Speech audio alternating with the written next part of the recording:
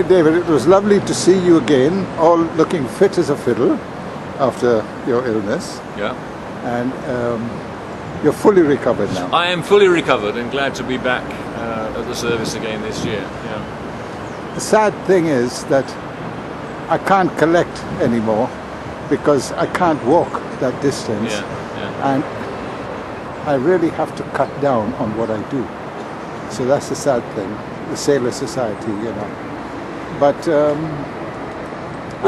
I think it's true that many of our supporters are, feeling very similar, similar things. But the very fact that you just talk about the Sailor Society is encouraging, and we're grateful for the support that we get. People do collect, but then people are happy to talk about us, and that's actually very important. That's right. I mean, it's amazing. Just now, when I was coming here, some people stopped and asked what happens in there. So I told them it's the memorial for all those thousands of sailors that died saving, maybe not you because they were too young, but this country. Yeah, there is no doubt about it that these are our forgotten heroes, really. These are men and women who, both then and now actually, who are doing the kind of work which is invisible and largely unvalued. But to meet together to remember those, such nearly 30,000 who lost their lives.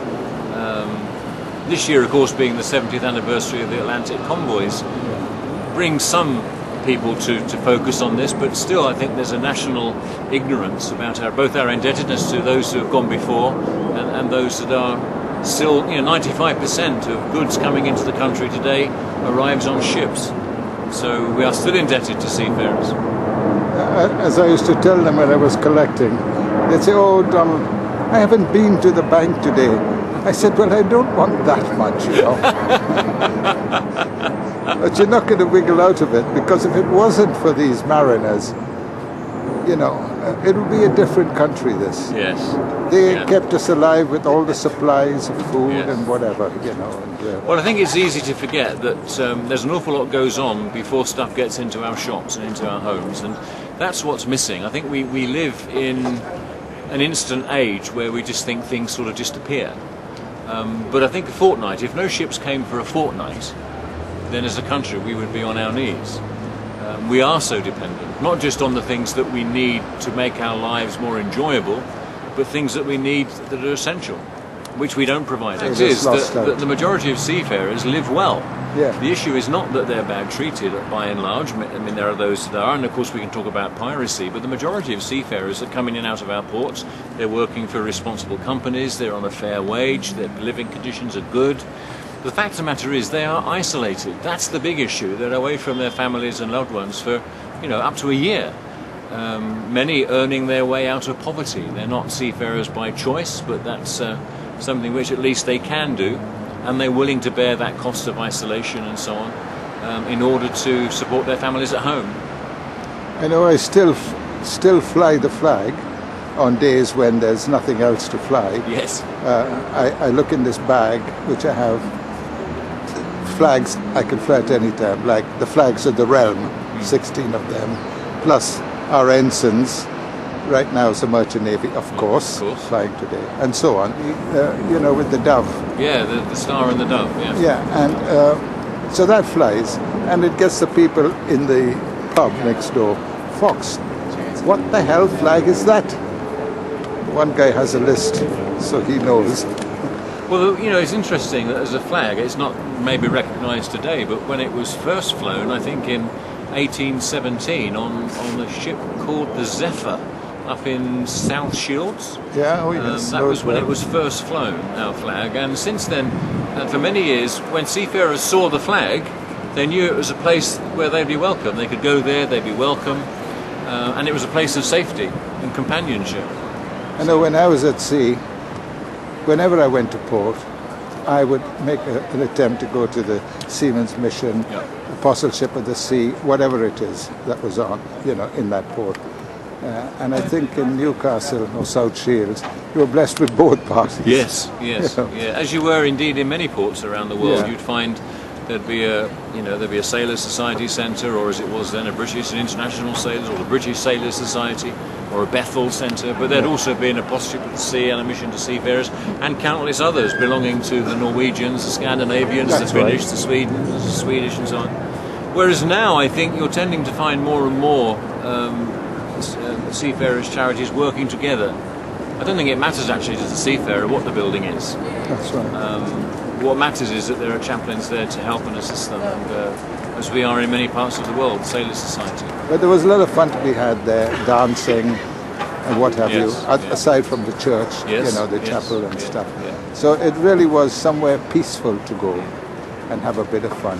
The issue today, of course, is that most seafarers don't have the time.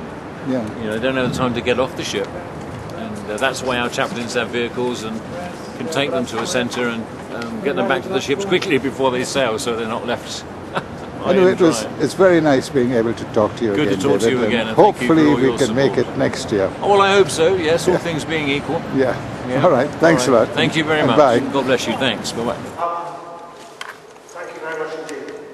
This will only take a few moments. It has been my great privilege and honour to lead this day for 5 years. Jane and I will be back next year as, I was going to say innocent people, but you know what I mean. I want to thank, I will keep it down to a very small number, John Saylor, Tim, and Malcolm Matheson for the hard work they put into this day. Admiral West puts his shoulder behind it and has done for many years, but it has grown and grown and grown, and today I thought was a wonderful day. A lot of people gathered and a lot of memories shared. So I want to congratulate them and thank them on behalf of us all for everything you do. And good luck into the future for the Merchant Navy Association commemoration and reunion. Thank you for having me. Ladies and gentlemen, I've got a few things that I think need to be said. Let me start with Bill Warwood.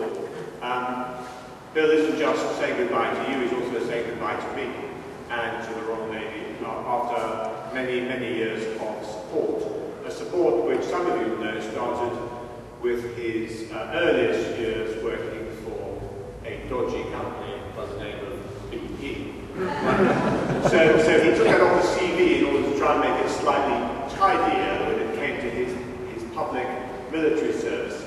But it's almost a perfect closure for Bill to have had his early years in the Merchant Navy working for such a specialist and professional and respected international company, even for a relatively short period before coming into the Royal Navy. And I would like to place on record my thanks to Bill and his family, because it's not just the girls, for the huge contribution and the deep commitment he's made to what you might call the merchant side of the Royal Navy over very, very, very many years. So thank you very much, Bill.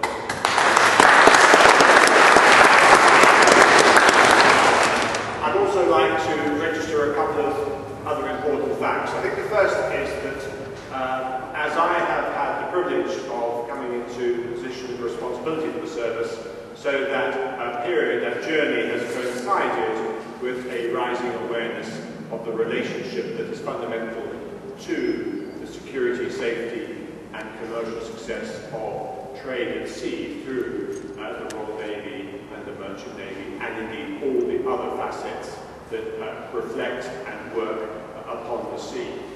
And that's most obvious, I think, from the story of success in partnership at an international scale that has been taking place off Somalia in the counter-piracy effort.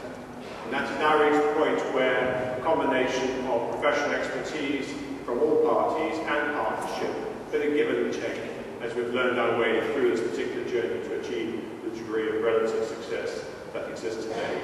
Now, I would not like any of you to take away from that the Royal Navy considers itself any more than a facilitator in what is essentially the merchant service's own solutioneering of the challenge of piracy.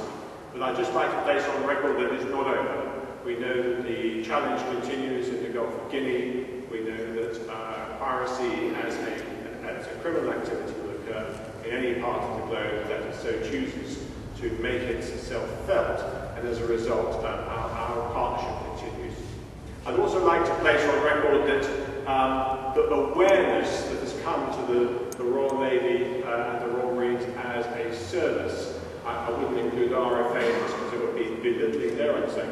The awareness that has come from the Atlantic celebrations has been a pivotal part of the Royal Navy's self-education.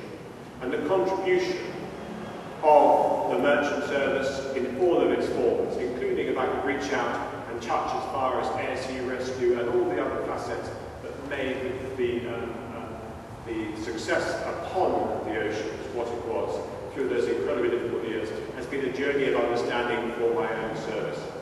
And for the young sailors who serve today's modern warships and submarines to mix with the veterans at Liverpool and Londonderry and probably Leith, I'm not sure, that journey of understanding has been a very, very important part of our own education. And for those of you who over the years, in your darker moments, let me choose a decade, perhaps in the 80s and 90s, wondered whether the Royal Navy would really understand that contribution, I can tell you I think that the story has been reversed. So that's a very important part of the last year's commemorations and memory. So it's been my privilege to join you today. It's been an astonishing opportunity to talk to many, many people and to learn their own individual and their collective contribution. I put a marker down, if I may be so bold, to return to you next year. I think it's important the First Sea Lord is connected with this particular moment in the year, and I will endeavour very much to make this a standing commitment during my time as the First Sea Lord, and I can see the flag lieutenant pull the pen out of her pocket to make a date. Thank you very much indeed for the privilege of being amongst you. I recognise I'm surrounded by probably tens of thousands of years of sea service. I'm a mere intellect of my 33. Thank you very much. A couple of last-minute duties now before we let you go on with the social events and the reunion. Commodore Bill, just a small token of our appreciation for all your industrious endeavour towards everything. We really, really do appreciate you and the manner in which you've conducted yourself. It's been absolutely superb, and everybody's been very proud of what you've achieved. So, much appreciated.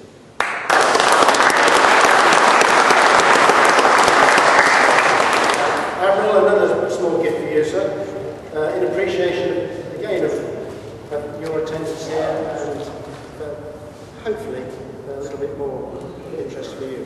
I've only just started, they give me a present.